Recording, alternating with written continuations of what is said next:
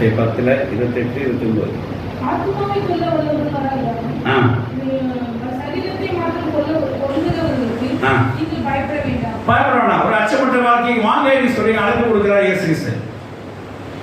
ஆத்மாவை கொல்ல பலவராய் இல்லாமல் சரீரத்தை மாத்திரம் கொல்லுவர்களுக்கு நீங்க பயப்பட வேண்டாம். ஆத்மா உங்களுக்கு பயப்படா, நீங்க ஆத்மா உங்களுக்கு வீணாகுது, ஆத்மா உங்களுக்கு நஷ்டப்படுது, ஆத்மா உங்களை ஆத்மா உங்களுக்கு கொல்லப்படுறாங்கன்னா நீங்க அவங்களுக்காக பயப்படலாம். ஆக்சுவலா ஆத்மா கொல்றது யார் தெரியுமா?